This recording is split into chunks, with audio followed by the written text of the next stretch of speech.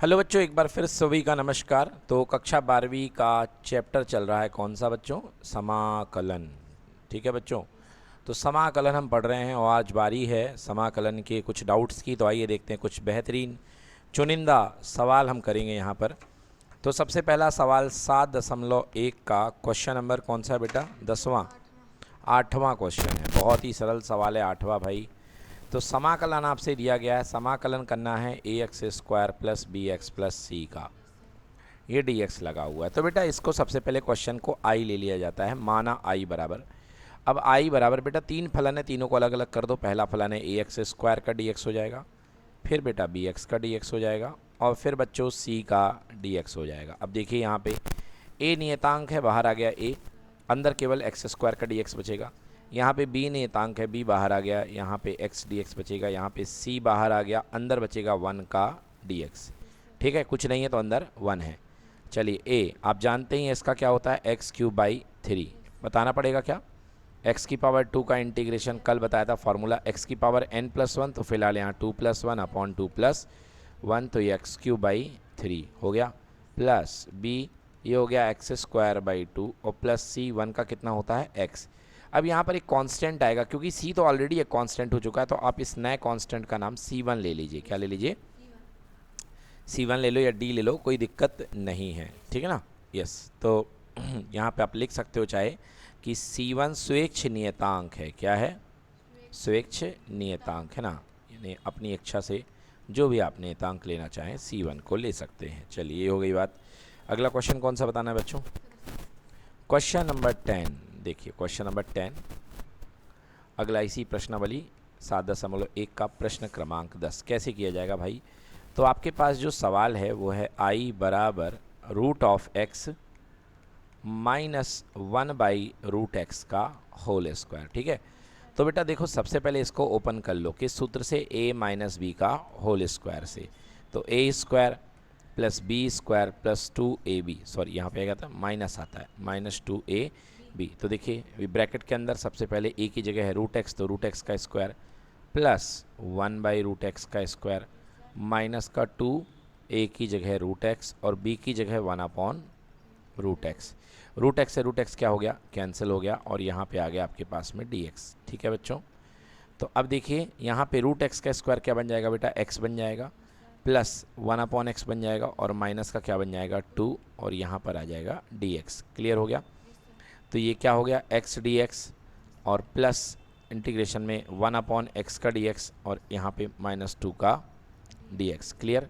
तो x का integration कितना हो जाएगा बेटा? x²/2, 1/x का आप जानते हैं होता है log x, और -2x का 2x हो जाएगा, 2 बाहर आ जाएगा, 1 का x हो जाएगा, है ना, और प्लस का आ जाएगा c। क्लियर हो गया बच्चों? देखिए आप log mod x बिल्कुल लगाइए, कोई दिक्कत नहीं है, लगाना भी चाहिए, है ना, बिल्कुल लगाइए, कोई दिक्कत नहीं है, मॉड लगाइए। हो गया सारे? चलिए, तो चलिए बच्चों ये तो थे सवाल। अब आगे की पढ़ाई शुरू करते हैं। आज हम डिस्कस करेंगे प्रारूप 3। इसके पहले मैंने आपको प्रारूप 1 और प्रारूप 2 पढ़ा दिए हैं। याद दिलाना चाहूँगा, प्रारूप 1 क्या था? प्रारूप 1 था सीधे फार्मूले बेस्ड, जैसे अभी हमने क्वेश्चन किए है ना, ये सीधे फार्मूले बेस्ड थे। प्रारूप 2 क्या था? प्रारूप 2 में आप इस तरीके के फलन, जिनमें फलन में लीनियर फलन यानी कि रैखिक function ax plus b, x के साथ कुछ गुणा हो, है ना, तो ऐसे फलन थे। आज प्रारूप 3 है। प्रारूप 3 का मतलब क्या है, इसको मैं एक ट्रिक से बताऊंगा। इस ट्रिक का नाम है कहीं पे निगाहें कहीं पे निशाना। कहीं पे निगाहें कहीं पे निशाना, पे निशाना। भाई ये कहीं पे निगाहें कहीं पे निशाना एक गाना होता था, मगर इसका मतलब क्या है? कहीं पे निगाहें का मतलब है बेटा fx यानी कि फलन, और निशाना, कहीं पे निशाना का मतलब है f'(x). मतलब इस रूप का फलन कि अगर कहीं पर फलन बैठा हो और उसका अवकलन दिख जाए आपको, समझ गए? तो देर ना लगाते हुए आपको पहली फुर्सत में fx को क्या ले लेना है? t ले लेना है। ठीक है, जैसे उदाहरण के लिए यदि मैं कहूँ कि ये फलन इस टाइप का आएगा, एक fx रहेगा और आगे f'(x) रहेगा, इस तरीके से, ठीक है ना, dx रहेगा। तो आपको क्या करना है? fx को t ले लेना है। आपको क्या लेना है? fx को t। जैसे आप fx को t ले लोगे बेटा, तो ये वाला पार्ट आपका dt बन जाएगा। क्या बन जाएगा? dt। अभी हम दिखाएंगे आपको, चिंता मत करिए कैसे dt बनता है। तो एफ एक्स आपने क्या ले लिया, टी ले लिया, और ये डी टी बन जाएगा। ठीक है ना। आइए उदाहरण ले करके करते हैं। उदाहरण एक सवाल ले लेते हैं।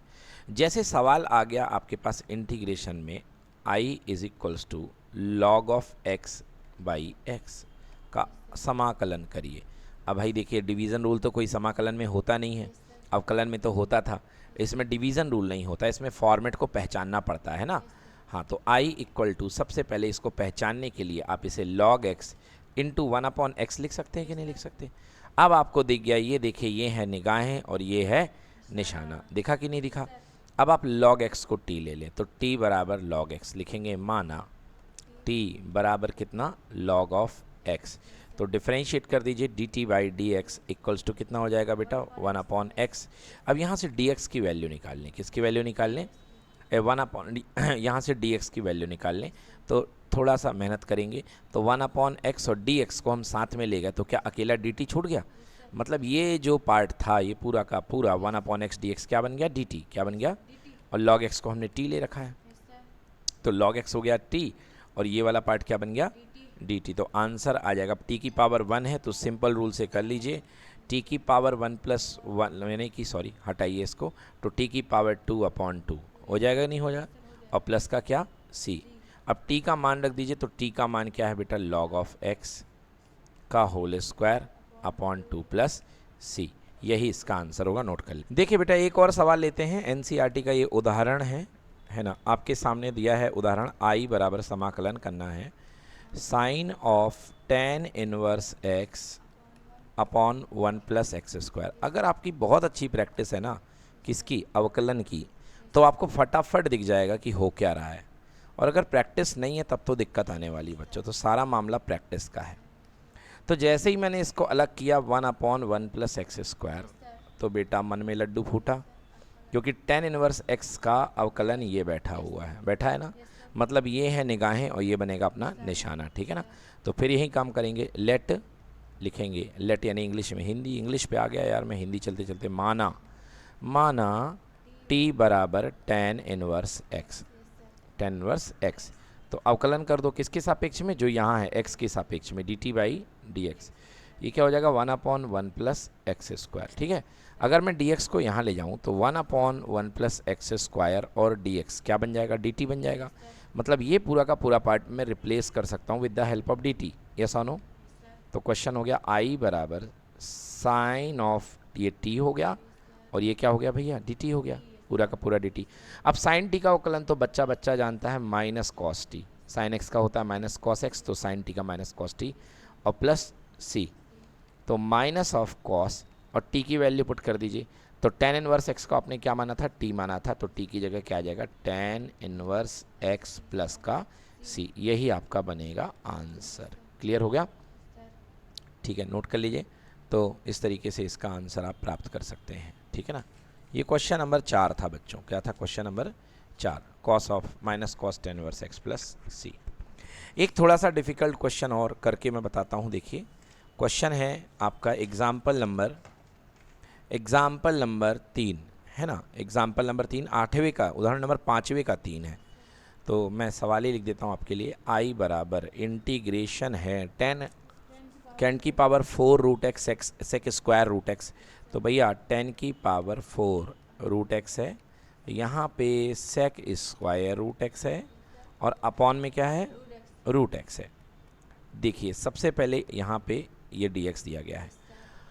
अब आप यदि थोड़ा सा दिमाग लगाएं तो आपको कुछ हेल्प मिल सकती है। वैसे देखिए, सबसे पहले √x का अवकलन होता है, आप जानते हैं d/dx, √x जो होता है वो होता है 1/2 √x, यस और नो।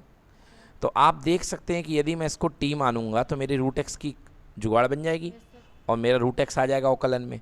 अच्छा, आप बोलोगे सर 2, अरे बेटा तो कभी कांस्टेंट की चिंता मत करना, वो तो हम गुणा और भाग भी कर सकते हैं कभी भी। जैसे हमने 2 की चिंता मत करो, ये 2 का गुणा कर दिया और 2 का भाग कर दिया, लियो 2 बन गया। ठीक है ना। तो कांस्टेंट की कभी चिंता मत करो, वो आ जाएगा। अभी देखो, है ना। तो एक तरीका तो ये, अगर आपको ज़्यादा ही चिंता है, आपकी सांसें फूल रही हैं, तो बेटा 2 का मल्टीप्लाई कर लो और ऐसा डिवाइड ऊपर मल्टीप्लाई कर लो, नहीं तो बिना मल्टीप्लाई करे भी अपने आप वो 2 बाहर फेंक देगा। देखना कैसे। तो सबसे पहला काम क्या करना है आपको, आप रूट एक्स को टी मान लो। लेट माना रूट एक्स बराबर टी, ठीक है, माना टी बराबर आपने रूट एक्स ले लिया बेटा। अब अवकलन कर दो D T by d x, क्या आ जाएगा बेटा 1/2 रूट एक्स, ठीक है। हमें काय की जुगाड़ लगानी है, हमें d x upon root x चाहिए, चाहिए कि नहीं चाहिए। तो डी एक्स हमने यहाँ फेंका और रूट एक्स को यहाँ रखा और ये आ गया 2dt, आ गया 2dt। वही मैं कह रहा था ना कि 2 बाहर आ जाएगा, वही हुआ। तो बेटा ये क्या लिख सकता हूँ मैं, अब इस क्वेश्चन को लिख सकता हूँ मैं i बराबर, देखिए 10 की power 4t sec square t, और यहाँ पे dx अपॉन रूट एक्स की जगह 2dt, बोलो यस और नो। तो 2 बाहर आ गया और dt ये है। क्लियर हुआ कि नहीं हुआ? ओके, अब देखो फिर से एक बार आपको सब्सटीट्यूशन करना है, क्यों करना है अब दिखाई देगा। 2 बेटा आप 10 की पावर 4t को क्या आप 10t की पावर 4 लिख सकते हो? और ये हो जाएगा सेक स्क्वायर t और dt। क्लियर? अब आप फिर से देखो, ये फलन है और ये इसका अवकलन है कि नहीं है? ये इसका अवकलन है, मतलब कहीं पे निगाहें कहीं पे निशाना, मतलब इसमें दोनों चीज़ें लग गई हैं। एक टी वाला रूल भी लग गया और एक क्या लग गया आपके पास में, निगाहें निशाना वाला भी लग गया। तो भैया चलो इसको अपन सॉल्व करते हैं। सबसे पहले 10t को, अब x को तो t मान चुके हैं, माना 10t को एक नया वेरिएबल मान लिया u, क्या मान लिया u। अब इसको t के सापेक्ष में अवकलित कर दो, तो du by D T 10t का अवकलन क्या होगा, सेक स्क्वायर t। बोलो होगा कि नहीं होगा? तो हम बना लेते हैं sec square t d t. Sec square t के साथ डी टी को भेज दोगे तो बेटा क्या बन जाएगा, डी यू बन जाएगा। बन जाएगा नहीं बनेगा? चलिए तो आ गया अपने पास में 2, 10t को क्या माना हमने, u की पावर 4, और sec square t d t क्या हो गया है, डी यू। अब देखिए तो सिंपल हो गया ना, अब बीजगणितीय रूप में आ चुका है, तो आप इसका समाकलन कर दीजिए। क्या आ जाएगा, u की पावर 5/5 प्लस कितना c। इसको अच्छे से लिखेंगे तो ये बन जाएगा 2/5, क्या बन जाएगा 2/5 u की पावर 5 प्लस कितना c। चलिए 2/5, u क्या था 10t था ना, u क्या था 10t था ना, तो 10 ऑफ t की पावर कितना 5 प्लस कितना c, और t क्या था, रूट x था, t क्या था रूट x। तो ये बन गया 10 ऑफ रूट x की होल पावर 5 प्लस कितना c।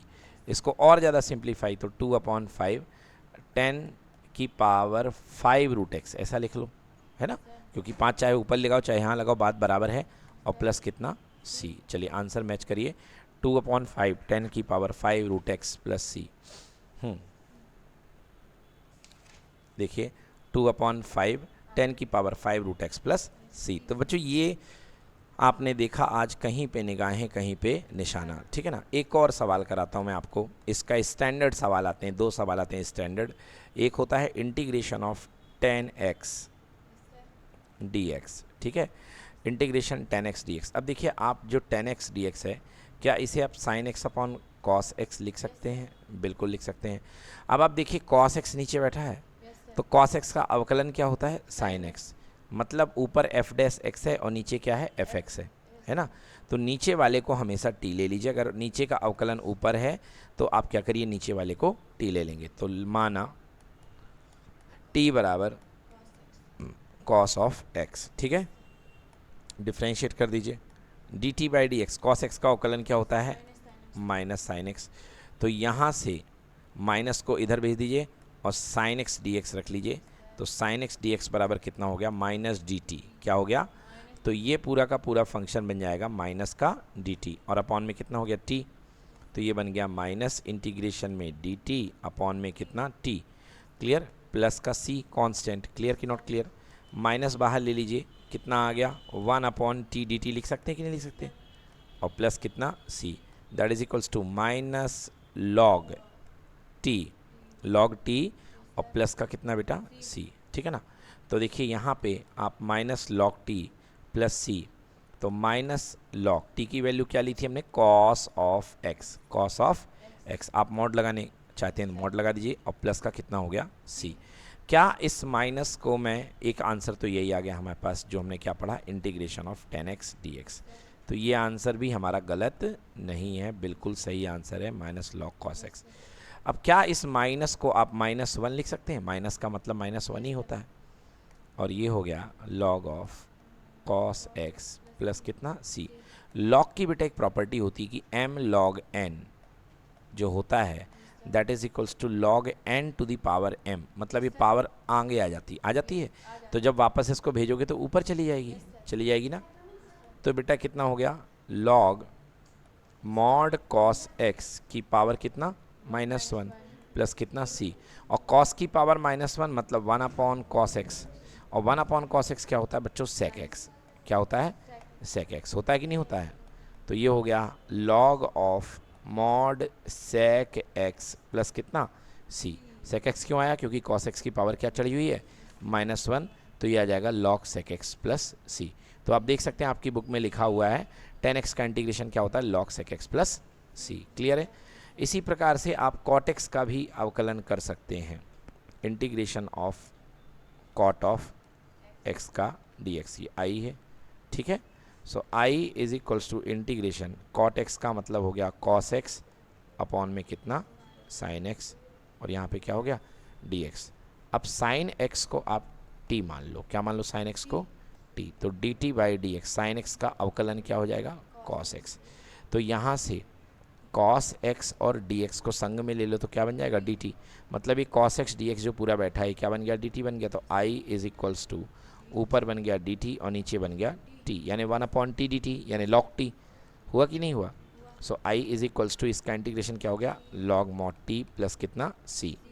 तो i is equal to t की वैल्यू वापस रिप्लेस कर दो, टी की वैल्यू क्या है sin x, क्या है sin x। तो इस तरीके से ये डेरिवेशन आ गया एक में। तो ये बेटा ये फार्मूले आपको दोनों आपको याद ही रखने, ये बहुत ज़्यादा उपयोग में भी होंगे, है ना। कभी आ जाए इसे निकालने को तब तो बना ही सकते हो, बट आपको याद भी रखने हैं। तो आप अपनी कॉपी में लिख लो कि 10x का इंटीग्रेशन होता है minus log cos x plus का c, समझ गए।